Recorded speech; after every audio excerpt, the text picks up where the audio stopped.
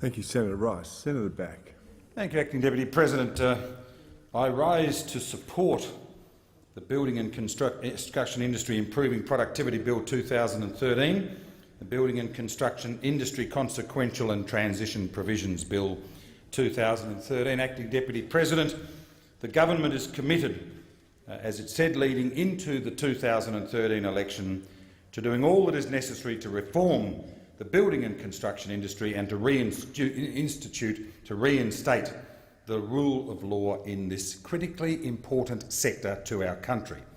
The government wholeheartedly believes, Mr Acting Deputy President, that workers deserve the right to be able to go to work each day without the fear of being harassed, intimidated or to be the subject of violence.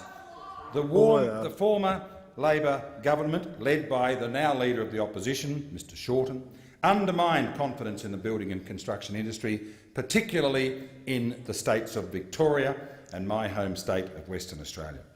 Abolishing the ABCC saw a return to the lawlessness, which I intend to point out in my contribution, and an increase in the number of days where work is simply not being done in the industry, to the loss of workers, employers, productivity and, of course, taxpayers who largely fund most of the major construction projects.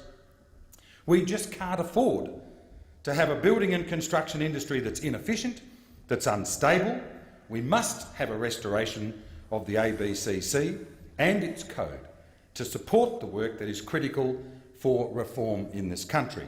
The contents of the bill reflect this commitment, and if I can make the point, Acting Deputy President, with the massive investment in infrastructure now underway and into the future, which is going to completely transform this country in its cities, in its regions and its rural and its remote areas, there never has been a more important time for this to take place. The industry represents some 8% of GDP, equivalent almost to the mining industry in our country. The industry can be an incredibly important source of sustainable, high-paying jobs with skills development and long-term employment prospects. When the ABCC first existed, Acting Deputy President, the building and construction productivity increased 10%, the economy gained $5.5 billion a year, we saw inflation reduced and we saw GDP go up. All of those stats are critically important to everybody in our community. And as you know, as we all know, when projects are delivered on time and on budget, there's more money for more projects. There's greater confidence in the industry, there's greater pride, there's greater investment from both Australian and, of course, international companies. Everybody benefits. But more importantly, the Australian taxpayer, the economy and the consumer all benefit. Of course, conversely, when there are undue delays, when there are budget blowouts, when there are time overruns and cost overruns, we all know what the impact of that is. Confidence goes, future prospects of projects decrease, and nobody is the winner. The bill, of course, re-establishes the ABCC so that we will have a genuinely strong watchdog to maintain the rule of law, to protect workers, to protect construction contractors and, of course, to improve productivity even further. And the point needs to be made, whilst the focus has been by previous speakers on employees, workers, Acting Deputy President, the ABCC will be designed and directed towards employers, rogue employers in the industry. And we recognise, of course, that we want to be rid of them as we do other rogue participants. We want to encourage further investment, we want to provide more jobs, we want to make sure there's prosperity for workers and for the economy, and all of us as taxpayers in this country should surely want to see that we get the best value for the taxpayers' money. The bill will prohibit unlawful industrial action, unlawful picketing and coercion and discrimination. Penalties that are high enough to provide an effective deterrent will apply. And again, I will address those comments in a few moments, because we've seen breaches of the provisions at the moment at will by some of the rogue operators and unions. An active regulator will be established to have a range of effective remedies to counter unlawful behaviour through the courts. We are not talking about the normal operating industrial climate, Acting Deputy President. We're not talking about the normal commercial relationships between project managers, project controllers and their workforces. We are talking about the coercion, we are talking about failure of the rule of law.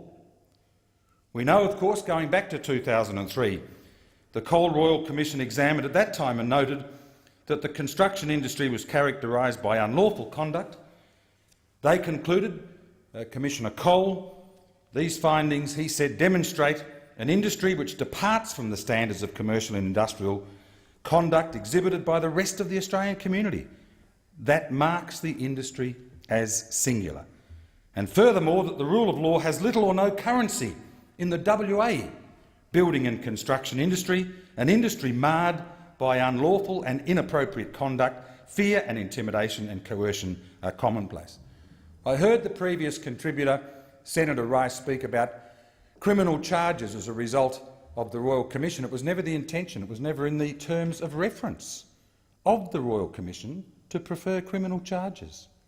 So why we have this trotted out so often about a commission whose role was to examine, to determine and to come up with recommendations? It wasn't there to come up with criminal charges. Even the Labor Party in government acknowledged the need for a special regulator. The problem is, of course, Acting Deputy President, was that having come into government, having been at the beck and call of the militant union, the CFMEU, it still took them from 2007 late to 2012, almost 5 years, to eventually get rid of the ABCC because they knew very, very well that it was necessary and important, as indeed did Justice Murray Wilcox in his contribution. He actually stated very clearly the need for regulation in this industry over and above other industries in the Australian economy. And of course what we saw the then Labor government do was to replace the ABCC with a toothless pussycat, not even a toothless tiger, one without the teeth and with the temporary powers that indeed were drafted, and it's interesting because the Senate needs to address itself to this, they were drafted to automatically sunset at the end of May this year. March, April, May, less than 3 months' time. So the Senate's got to make a decision. It's only recently that the Hayden Royal Commission commented, and again I quote, "There's a culture of wilful defiance of the law which appears to lie at the core of the CFMEU, a recently retired eminent High Court Justice of Australia." Now, mention was made by previous contributor about Econotech or somebody. I'm not going to quote from Econotech, I'm going to quote from the Australian Bureau of Statistics, which I think most of us in this chamber would recognise as being an independent assessor and judge of data. I'm just going to quote, if I can, in quite recent times, Acting Deputy President, the June versus the September quarter of 2014 ABS statistics, and we won't until the 20th of March this year have the figures for the December quarter. But these are the figures that we have. In all industries in the June quarter, there were just under 2 days lost per 1,000 employees in all industries, 1.9. But for the construction sector, Senator Rice will be interested to know when she speaks about the fact there's no significant difference in different industries, the 1.9 for all industries, the figure in the June quarter in the construction industry was 6.1 days lost. These are ABS statistics, not Econotech, not CJ back, ABS statistics. But let me go to the September quarter, if I may, Acting Deputy President. In all industries in the September quarter, the last one for which we have figures, all industries was 2.4 days lost per 1,000 employees, and in the construction sector the figure was 18 days lost per per 1,000 employees. I reckon that's a pretty significant difference. From the June quarter, 6.1 days, trebling in the September quarter to 18 days lost. And the construction sector accounted for some 56% of the total working days lost in that quarter, and the number of days lost was 750% higher than all industries. I reckon there really is an issue that's got to be addressed, Mr Acting Deputy President. There's one table that I think says it all, if I may comment, and it's one that we all need to focus on. If we were to give all industries a baseline of 100%, I will then explain to you again Australian Bureau of Statistics data. In the pre-ABCC days, between September 1999 and December 2000, if all industries' baseline was 100%, that for the construction sector was 4.8 times higher. This is the interesting statistic that I would suggest people focus on. If we then go to the years of the ABCC, being January 2006 to June 2012, if again all industries is 100%, do you know what they were for the construction sector, Acting Deputy President? 1.3 times, 130. So we've dropped from 480 to 130. And guess what happened under the Fair Work Building and Construction Agency? July 2012 to September 2014. Remember the original figure? 4.8 times, down to 1.3. Put your money on it, Acting Deputy President. She's back up to 420 again. Those are the ABS stats through you to Senator Rice. Mr Acting Deputy President, those are Australian Bureau of Statistics figures. And of course, in the home state of some of our senators in Western Australia, in Victoria, can I refer to the work of the CFMEU in September, I think, of 2012, not long after the abolition of the ABCC. We saw the militancy, the violence demonstrated by that union. But what's interesting here, and as a person who's been an employer for many years, who's been an employee, an employer in both the government sector and in the private sector, listen to this. The workers themselves on the Grocon Maya Emporium construction site, being blockaded, put an advertisement in the Herald Sun newspaper with an open letter. Who was it to? Grocon? Maya? The Australian government? No. Do you know who it was to? It was to their own union bosses, asking them to stop the blockades and give them access to their own workplaces. This was within months of the ABCC ceasing to exist and the toothless pussycat replacing it. These workers, it wasn't the employer, it wasn't Grocon, it wasn't the construction contractors, it wasn't the wider community, it wasn't taxpayers, it wasn't the police whose horses were kicked. It wasn't them that put the ad in, it was the workers themselves who asked their own union bosses, can they please go back to work?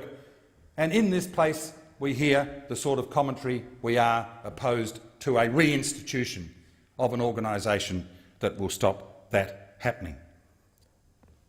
On the 4th of September 2012, this is the degree to which control had been lost.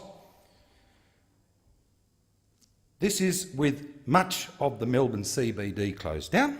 We had the senior CFMEU official, Mr Christopher, addressing a crowd of over 1,000 protesters on the Lonsdale Street with a megaphone with less than 100 officers present. This is what he said, and I quote, "There's 11,000 coppers in this country or in Victoria. There's 30,000 members of the CFMEU, greater amongst the other unions when we call on their support. So we're up around the 50,000 mark, so bring it on, we're ready to rumble."